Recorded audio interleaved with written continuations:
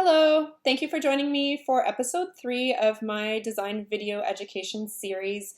Today's topic is what you should do to prep for working with a design consultant or a design professional.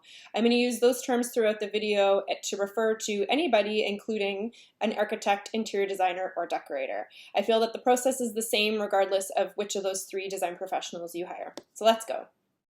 Before I continue on, I need to preface this video by saying you should have already watched episodes 1 and episodes 2 to have a foundation of some of the things I'm going to be discussing today. If you haven't seen them, go back and watch those first and come back here. I'm going to proceed on the assumption that everyone's seen episode 1 and episode 2 of my video series. Okay, the first thing you should be doing to prep to work for a design professional is loosely defining your scope of work. If you went through the exercise in episode 2 and answered the questions I gave then, you will have already done a lot of the work. At this point though, you should be digging a little bit deeper.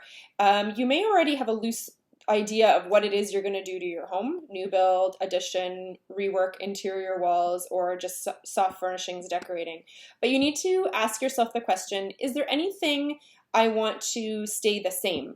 So two far end examples. One would be in the new home build. Maybe you want to keep that shed. Maybe you want to keep that detached garage, something else in the property that's not a part of the home you're going to tear down. The other end of the spectrum is in decorating. Maybe you're starting from scratch, but maybe there is some sentimental piece of furniture that you want to keep. Give it a thought as to what that item is, and also would you be prepared to refinish, recover, or you really want it to stay authentic to the way it is now?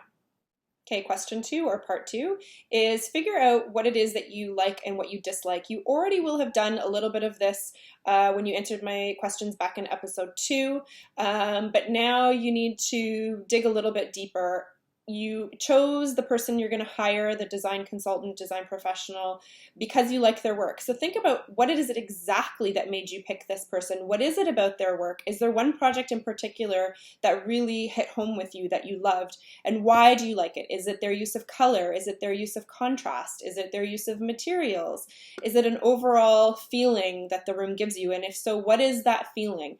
The more specific you can be, the better.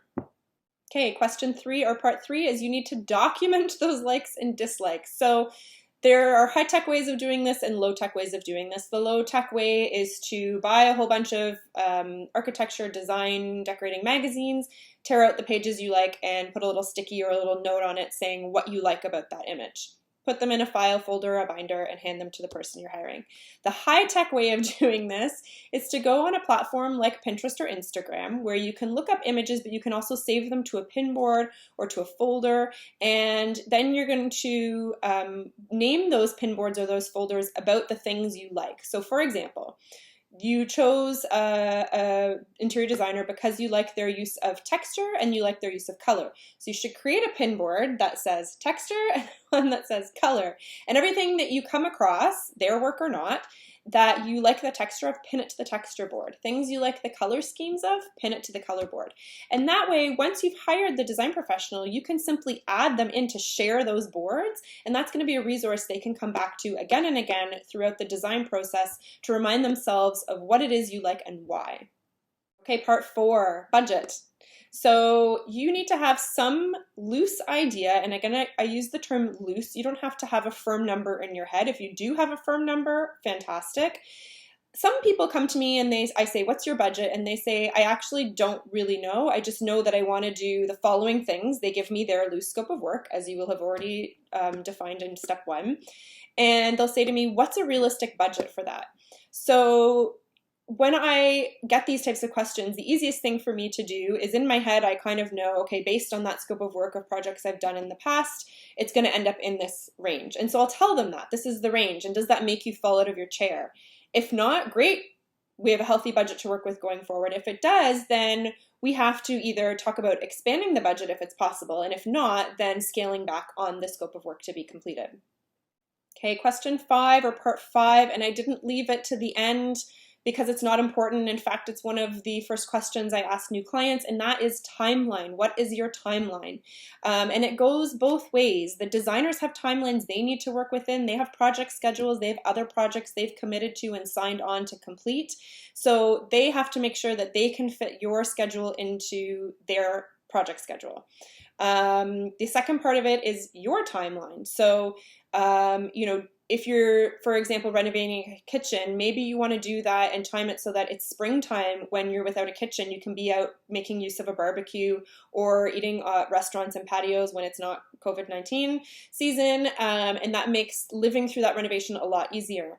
If it's digging, so a new build or a home addition, here in Canada, we can't start those things until early April earliest, when the ground defrosts. So if you know upfront that you really need to be or want to be in your home by the holiday season at the end of December, that needs to be expressed at the beginning of the project, because there may be things we can do in the process to overlap certain trades, to make sure that that happens. Any project is going to have delays, especially if there's exterior work to be done.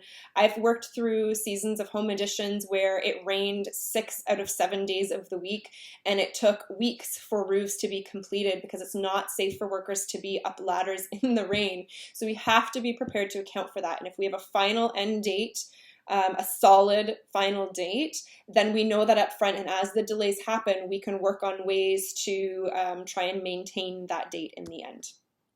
Okay, so it's recap time. What are the things you need to do to prepare for working with a design professional? The first one is you need to loosely define your scope of work. And again, don't be too crazy about it. Whichever design professional you hire is going to help you further define that scope of work. The second thing you need to do is figure out your likes and dislikes. The third thing you need to do is record them so that those can be easily conveyed or shared with the design professional you hire. The fourth thing you need to do is determine your budget. Again, loosely, it can be around a specific number. It could be a budget range. That's fine. What number makes you fall out of your chair? That's the upper limit, and that's what you need to convey to the person you're hiring. The fifth thing is your timeline. If there's any dates, you're even just a decorating project. Maybe it's your milestone birthday coming up and you plan on throwing a big party. Those things need to be told upfront when you hire the design professional.